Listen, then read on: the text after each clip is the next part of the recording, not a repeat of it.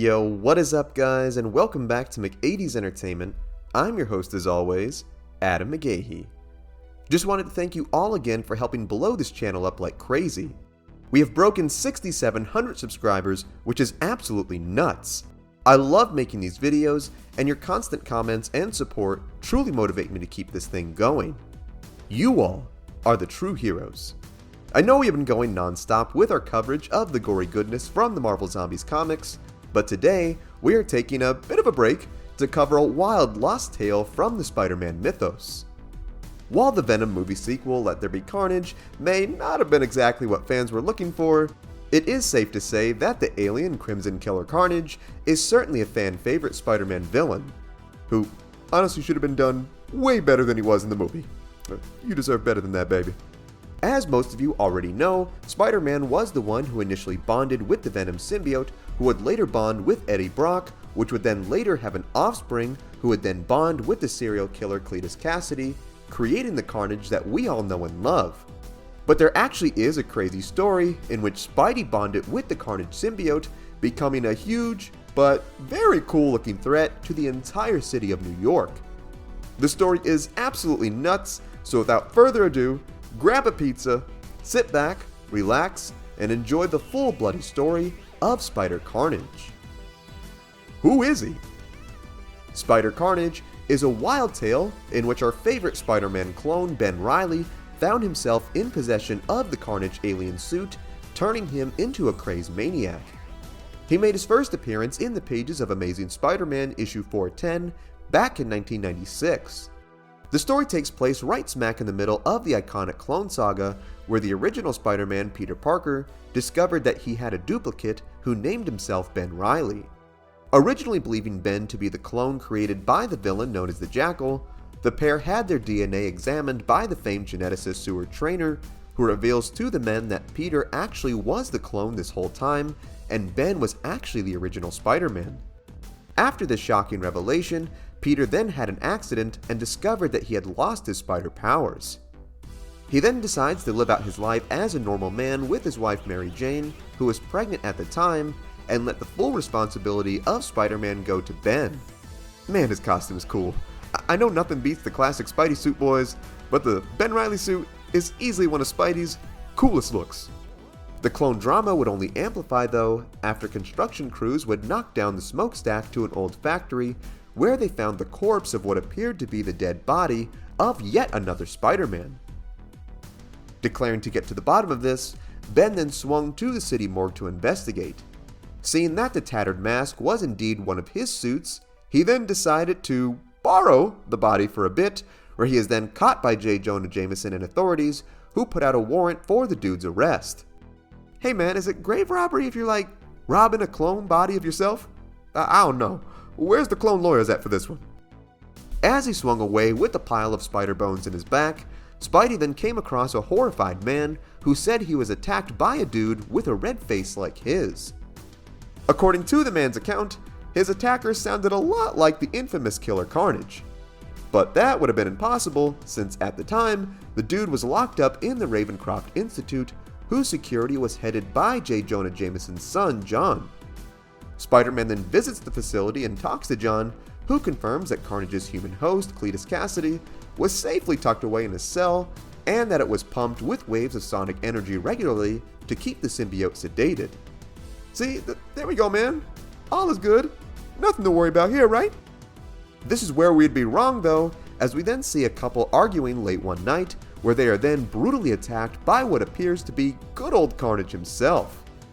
Hearing about the attack on the news, a puzzled John and the Ravencroft team keep full surveillance over Cletus, who is still in his cell, and believes that this new Carnage killer may just be a copycat in a suit. Believing there is more than meets the eye to this story, Ben spies on John and a security guard named Dickerson as they leave the facility late one night.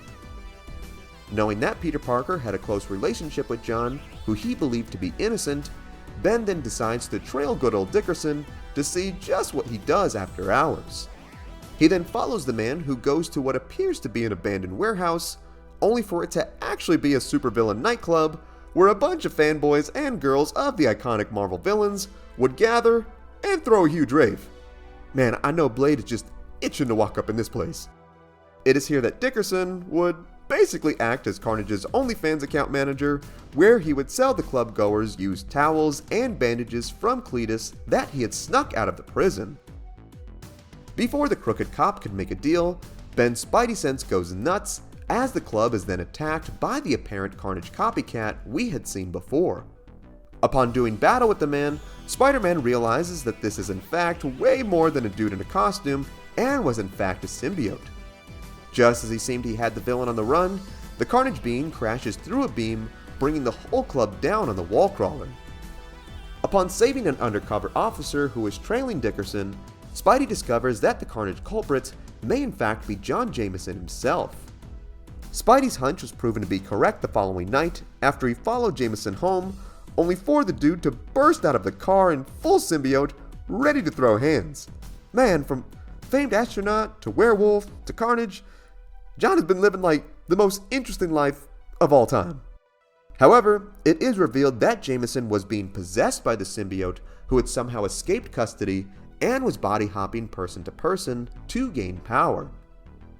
Knowing that this thing needed to be stopped immediately, Spidey held nothing back and beat the tar out of Carnage, only for him to play right into his hands as he then leaves Jameson and wraps himself around the wall crawler, transforming him into possibly the coolest 90s thing ever, Spider Carnage. Man, this design is cool. I know Christmas is forever away, but definitely gonna ask Santa for a figure of this one, boys. With the voice of the Carnage symbiote screaming in his head trying to take full control of his body, Ben yells at the bystanders nearby to get away as he swings off. We then cut to a powerless Peter daydreaming about his Spidey days, where he is then met by Mary Jane, who told him that Ben had called and needed to see him. Upon getting to Ben's apartment, Peter calls out to the poor dude, who is creepily sitting in the dark as the alien suit yelled at him to kill everyone present. Ben uses everything in his power to gain control for a moment to let Peter in so they could talk. Unaware of the situation at hand, Peter assumed that Ben had called him over to talk about the skeleton of the other Spider-Man that had been found in the smokestack. Wanting to go back and talk to the geneticist Seward to get answers, Peter proposes that he and Ben go together to the hospital where Seward was staying. Having the Carnage symbiote constantly plead for him to kill Peter, Ben screams no and tells the man that he thinks he should leave. Surprised at this response, Peter tells Ben that he would go talk to Seward himself to find out just what was going on. Mocking Ben for not ripping out Peter's throat, the symbiote continues to crawl throughout his skull, torturing the poor dude to murder everyone in sight. With his head all in shambles from this alien invader, Spider-Man goes to protect Seward from Peter, only to be taken over by the symbiote with an appetite for blood. Spider Carnage then follows Peter from the darkness as he walked to the hospital and nearly killed him on several occasions, only to be stopped by Ben's willpower. He then leaps to the roof of the hospital where he fights for his life to regain control.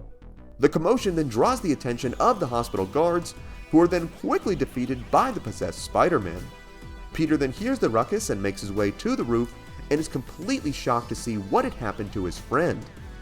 Spider Carnage is then finally tracked down by Ravencroft guards, who use their high-tech sonic weaponry to stop the creature, only to get completely wrecked by its sheer power. Spider-Man nearly kills the men, only to then get whacked in the back of the head with a brick by Peter. Carnage then strikes Peter off the building, who grabs the nearby ledge.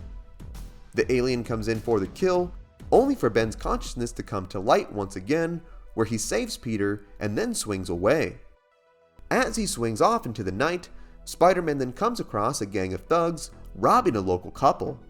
He then leaps on the criminals and begins brutally tearing them apart. Spider Carnage then looks on at the mutilated bodies of his victims, only for it to be a vision, and Ben tosses the men aside, telling them to get away while they can. We are then brought to Ravencroft, where Cletus Cassidy is being monitored by the team. It is revealed that going this long without a symbiote had made him go through extreme withdrawal, causing his body to rapidly decline. Knowing that his answers were at the prison, Ben made his way there, where he made quick work of the guards, imagining their gory deaths with each strike. He then rips his way to Cassidy's cell, where we then see the withered, nearly dead body of the serial killer, who was pleased to see his beloved alien buddy back in his presence. Spider-Man demands for the dude to tell him how to beat it, only for him to respond that he could not, and that it would soon fully consume him. This then causes Ben and the symbiote to have a mental and spiritual battle in a hell-like arena where they duke it out for control of the body. With each hit, it causes Spider-Man to smash up against the glass in front of Cassidy's cell, which the alien then tries to squeeze through. Refusing to let the alien get back to Cletus, Spidey sucks it back into his body like some big red alien snot and has Jameson lock him in a nearby cell. Jameson then uses a microwave device on Spider-Man in an attempt to loose the symbiote's grip, which begins to work as the wall crawler screams in pain, demanding for him to turn up the power.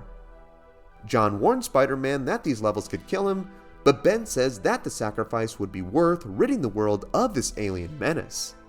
Jameson obliges and turns the machine up as we then see the blood-red alien then pour off of Ben's body.